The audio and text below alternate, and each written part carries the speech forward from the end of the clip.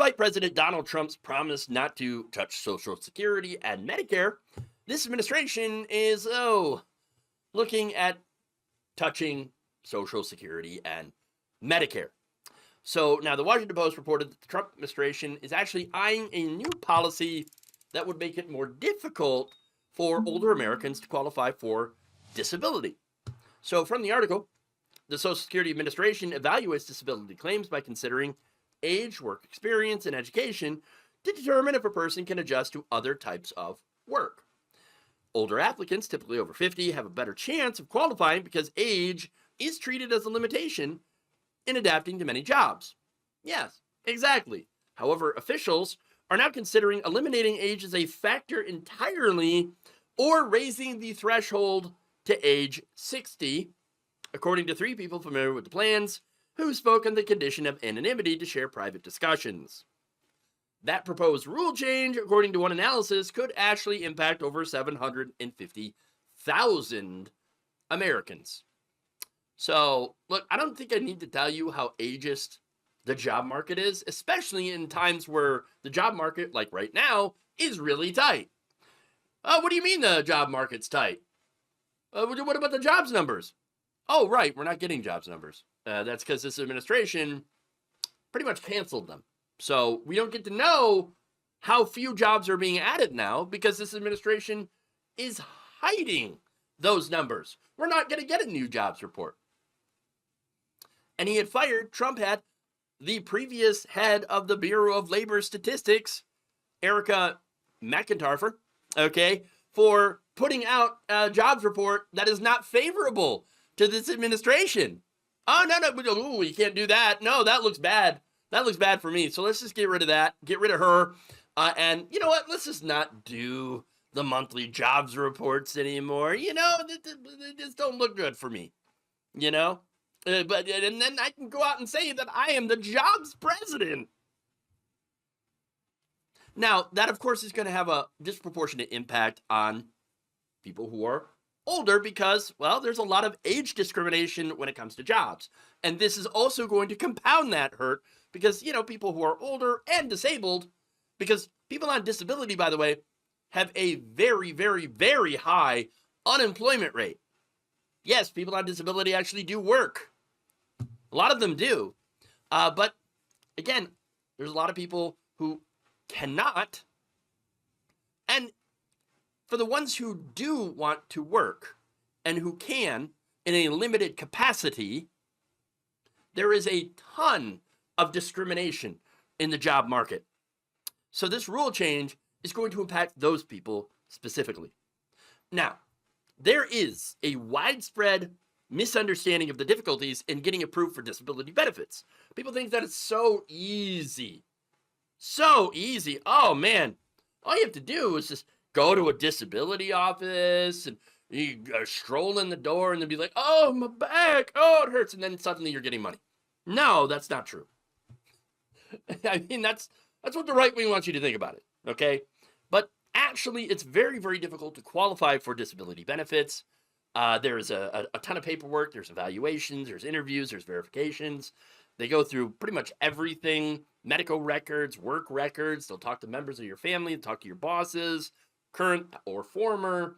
They'll do all of that to ensure that you cannot actually work a full-time job.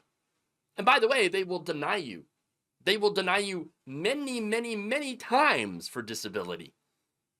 And then you have to keep applying over and over and over and over and over again and go through that same exact process.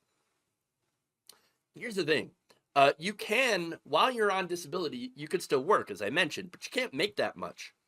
You can make, as of this year, 2025, a total of $1,620 a month, which is basically nothing. Okay? Barely. You can't really make anything on Social Security. Not enough to survive. Now, if you combine that with the average about, say, $1,200 a month that you get in disability, then you may be able to survive, but just barely. Now, the reason that I'm giving you all this context, all this information, is because Trump, he's going to make it harder, more difficult to qualify for disability. And so that's a problem. That's a huge problem. Now, this, by the way, this change is on top of all the other different ways that the Trump administration is trying to destroy Social Security. For example, they have closed offices across the country, which has led to longer wait times for beneficiaries. Okay. The New York Times reported a couple of weeks ago that the problems are getting even more intense as frontline SSA workers are asked on a daily basis to do more with less. In fact, the Times quoted one Social Security technical expert who works in a field office in the Midwest who said, quote, "In my 24 years, I have never seen it so bad to the point that a lot of us are medicated. It's bad when you have to take anti-anxiety medication due to how stressful this administration has made your job." Okay? And this is all on purpose. All on purpose. Okay? So there's the effect of Donald Trump on Social Security, but what about Medicare? I mentioned Medicare. Well, the Times also reported last week that millions of low-income seniors are missing out on crucial help paying for Medicare. And the recently enacted federal budget law, the big beautiful bill, blocks an effort to help them receive it. Trump administration budget law does not reduce any of Medicare's standard benefits, but does suspend until 2034 a requirement that states adopt a Biden-era plan to increase enrollment in state-run Medicaid programs that help seniors who qualify get a hand paying for out-of-pocket Medicare costs. So now here's the thing, again, another misconception, right? Medicare is not free and never, no, of course not. People who are disabled or who are on Social Security and retirement, they still pay into the system. They pay a premium. Now, that premium gets deducted automatically from their monthly benefits. Medicare is a great program. I like Medicare, but it doesn't cover everything. There are significant gaps. For example, there's no vision, there's no dental. And there are copays for other things. There's a deductible that you have to meet. But that said, all of those things are still cheaper than regular for-profit insurance. And so, yes, Medicare is still superior even with those issues. That said, people who are retired and or disabled, they can't always afford to pay for those things. And so what Biden did, and I give him credit for this one, is to try to let them get Medicaid as a supplement to help them out. Now, Trump comes in and says, you know what? Screw you guys. Screw those people. No, you guys suck. I'm going to screw you over so good in order to give tax cuts for the rich. For people like me and my donors. Yeah. And so, as a result, everything's going to get worse. Okay? In fact, NBC News also reported, this is another change, that the Trump team is starting to move forward with a program to use AI to find out where they can deny people on Medicare services and or prescriptions. Okay? So this Medicare AI program will find out how much money that they could save using AI by denying care to Medicare patients.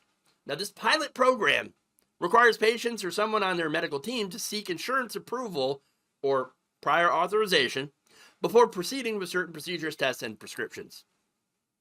So, basically, what you're going to have is an AI. You have to ask a computer, okay, if you could be have prior authorization for a procedure. That's it. So now this will impact patients in Arizona, Ohio, Oklahoma, New Jersey, Texas, and Washington starting January 1st and run through 2031. Now, did you know that United Healthcare did something similar with their Medicare Advantage plans, right? They used an AI. And you know what happened? About 90% of all claims from Medicare Advantage patients were denied. That's right. And then the CDO was murdered. I'm pretty sure that that's, not at all related, right? No. What I'm saying here is that this is probably not a good idea. And it's going to hurt a lot of people. It may not be direct benefit cuts, but it is destroying what both Social Security and Medicare were supposed to be. Thank you for watching. If you enjoyed this video, please like, share, subscribe, hit the bell icon in order to get notified whenever a new video is released. And if you want to support independent, progressive media through this difficult time where it seems like everybody is shutting down, you can become a member on our YouTube page, you can become a subscriber on Facebook, or you can go to my Patreon. It's patreon.com/Jeff Waldorf. Thank you.